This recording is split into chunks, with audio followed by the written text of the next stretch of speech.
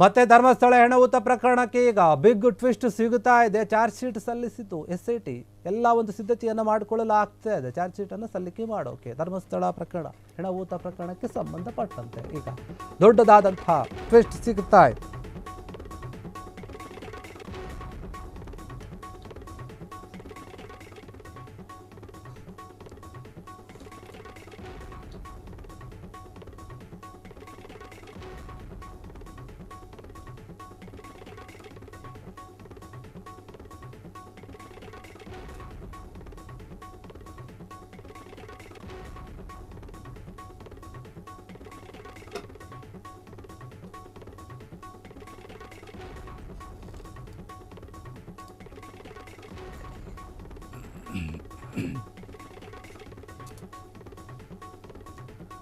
ಧರ್ಮಸ್ಥಳ ಹೆಣವೂತ ಪ್ರಕರಣಕ್ಕೆ ಸಂಬಂಧಪಟ್ಟಂತೆ ಈಗ ಮತ್ತೆ ದೊಡ್ಡ ಟ್ವಿಸ್ಟ್ ಸಿಗ್ತಾ ಇದೆ. ಚಾರ್ಜ್ ಶೀಟ್ ಸಲ್ಲಿಸಲು SIT ಸಿದ್ಧತೆಯನ್ನು ಮಾಡಿಕೊಳ್ತಾ ಇದೆ. ಚಾರ್ಜ್ ಶೀಟನ್ನು ರೆಡಿ ಮಾಡಿದಂತೆ ಅದನ್ನು ಸಲ್ಲಿಸಬೇಕು. ಷಡ್ಯಂತರ ನಡೆದಿಲ್ಲ ಎಂಬ ಕಾರಣಕ್ಕೆ ಚಿನ್ನಯ್ಯನಿಗೆ ಬೇಲ್ ಕೂಡ ಕೊಡಲಾಗಿತ್ತು.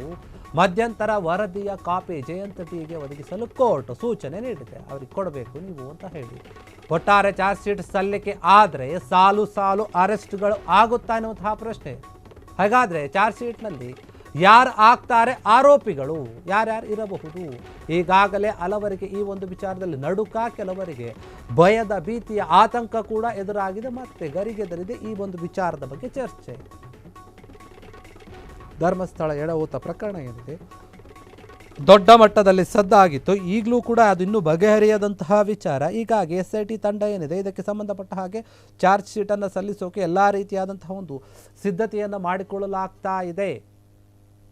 ಇದೇ ವಿಚಾರದಲ್ಲಿ ಷಡ್ಯಂತರ ಏನು ನಡೆದಿಲ್ಲ ಅಂತ ಹೇಳಿ ಚಿನ್ನಯ್ಯನಿಗೆ ಬೇಲ್ ಕೂಡ ಕೊಡಲಾಗಿತ್ತು. ಆತ ನಾನು ಸಾಕ್ಷಿ ಹೇಳ್ತೀನಿ ಅಂತ ಬಂದಿದ್ದ.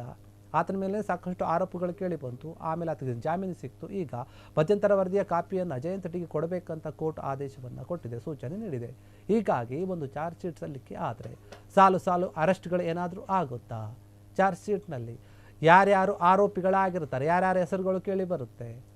ಹೀಗಾಗಿ ಎಲ್ಲರೂ ಕೂಡ ಆತಂಕದಲ್ಲಿದ್ದಾರೆ, ಭಯದಲ್ಲಿದ್ದಾರೆ, ಬಂಧನದ ಭೀತಿಯಲ್ಲಿದ್ದಾರೆ. ನಮ್ಮ ಹೆಸರು ಕೂಡ ಕೇಳಿ ಬರಬಹುದಾ, ನಮ್ಮನ್ನು ಕೂಡ ಬಂಧಿಸಬಹುದಾ, ನಮ್ಮನ್ನು ಕೂಡ SIT ಅವರ ವಿಚಾರಣೆಗೆ ಮತ್ತೆ ಕರೀಬಹುದಾ? ಈ ರೀತಿಯಾದಂತಹ ಒಂದು ಭಯ ಹುಟ್ಟಾಗ್ತಾ ಇದೆ ಎಲ್ಲರಲ್ಲಿಯೂ ಕೂಡ. ಯಾರ್ಯಾರು ಈ ಒಂದು ಧರ್ಮಸ್ಥಳ ಹೆಣವೂತ ಪ್ರಕರಣದಲ್ಲಿ ಷಡ್ಯಂತರವನ್ನು ಮಾಡಿದ್ರೋ, ಸುಳ್ಳು ವಿಚಾರಗಳನ್ನು ಹಬ್ಬಿಸಿದ್ರೋ ಅಂಥವರಿಗೆ ಭಯ ಶುರುವಾಗಿದೆ. ಇದಕ್ಕೆ ಸಂಬಂಧಪಟ್ಟ ಹಾಗೆ ಮಧ್ಯಂತರ ವರದಿಯ ಒಂದು ಕಾಪಿ ಏನಿದೆ ಅದನ್ನು ಜಯಂತ್ ಟಿಗೆ ಒದಗಿಸಬೇಕು ಅಂತ ಕೋರ್ಟ್ ಸೂಚನೆ ಕೊಟ್ಟಿದೆ. ಯಾಕಂದರೆ ಸೌಜನ್ಯ ಪರ ಹೋರಾಟಗಾರರಾಗಿ ಜಯಂತ್ ಟಿ ಗುರುತಿಸಿಕೊಂಡಿದ್ದರು. ನಿರಂತರವಾಗಿ ನಾವು ಹೋರಾಟ ಮಾಡ್ತೀವಿ ಅಂತ ಹೇಳಿಕೊಂಡು ಬಂದಿದ್ದರು. ಇವರ ಜೊತೆಗೆ ಗಿರೀಶ್ ಮಟ್ಟಣ್ಣನವರು ಮತ್ತು ಯಾರ್ಯಾರಿದ್ದಾರೆ ಸಾಕಷ್ಟು ನಾವು ಸೌಜನ್ಯ ಪರ ಹೋರಾಟಗಾರರೇ ಅಂತ ಗುರುತಿಸ್ಕೊಂಡಿದ್ದಲ್ಲ, ಅವರೆಲ್ಲರೂ ಕೂಡ ತಿಮ್ಮರೋಡಿ ಅವರಾಗಿರ್ಬೋದು, ಮಟ್ಟಣ್ಣನವರಾದ ಜಯಂತ್ ಟಿ ಆಗಿರ್ಬೋದು, ಮತ್ತು ಬೇರೆ ಬೇರೆ ಸಾಕಷ್ಟು ಜನ ಇದ್ದಾರೆ. ಅವರೆಲ್ಲರೂ ಕೂಡ ನಾವು ಸೌಜನ್ಯಗೆ ನ್ಯಾಯ ಕೊಡಿಸಬೇಕು ಅಂತ ಹೋರಾಡ್ತಿದ್ದೀವಿ ಅಂತ ಹೋರಾಟವನ್ನು ಮಾಡ್ತಾಯಿದ್ರು. ಆದರೆ ಈ ಒಂದು ವಿಚಾರದಲ್ಲಿ ಅವರ ಮೇಲೆ ಷಡ್ಯಂತರದ ಆರೋಪ ಕೇಳಿ ಬಂದಿತ್ತು. ಚಿನ್ನಯ್ಯನ ಮೇಲೆ ಕೂಡ ಷಡ್ಯಂತರ ಆರೋಪ ಕೇಳಿ ಬಂದಿತ್ತು. ಆದರೆ ಅವರು ಷಡ್ಯಂತರ ಮಾಡಿಲ್ಲ ಚಿನ್ನಯ್ಯ ಅಂತ ಹೇಳಿ ಅವರಿಗೆ ಬೇಲ್ ಕೂಡ ಸಿಕ್ಕಿತ್ತು ಚಿನ್ನಯ್ಯನಿಗೆ. ಆ ಕಾರಣದಿಂದ ಹೊರಗೆ ಬಂದಿದ್ದರು. ಈಗ ಈ ಒಂದು ಪ್ರಕರಣ ಈಗ ಬೇರೆ ರೀತಿಯ ಆಯಾಮವನ್ನು ಪಡೆದುಕೊಳ್ಳುತ್ತಾ ಇದೆ. ಚಾರ್ಜ್ ಶೀಟ್ ಸಲ್ಲಿಕೆ ಮಾಡೋಕ್ಕೆ SIT ಎಲ್ಲ ಸಿದ್ಧತೆಯನ್ನು ಮಾಡಿಕೊಳ್ಳುತ್ತಾ ಇದೆ.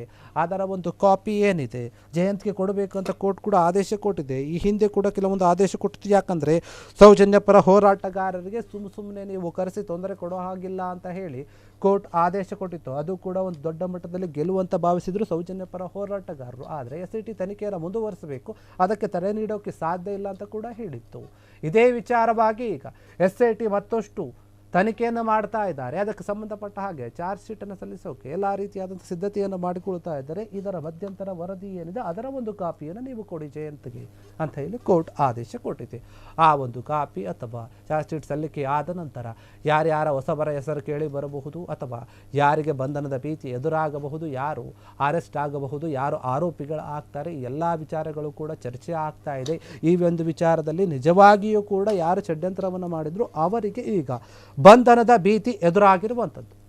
ಕ್ಷಣ ಕ್ಷಣದ ಸುದ್ದಿಗಳಿಗಾಗಿ ಫ್ರೀಡಂ ಟಿವಿ ಸಬ್ಸ್ಕ್ರೈಬ್ ಮಾಡಿ, ಲೈಕ್ ಮಾಡಿ ಹಾಗೂ ಫಾಲೋ ಮಾಡಿ. ಹೊಸ ಸುದ್ದಿಗಳ ನೋಟಿಫಿಕೇಶನ್ಗಾಗಿ ಬೆಲ್ ಐಕಾನ್ ಮೇಲೆ ಕ್ಲಿಕ್ ಮಾಡಿ.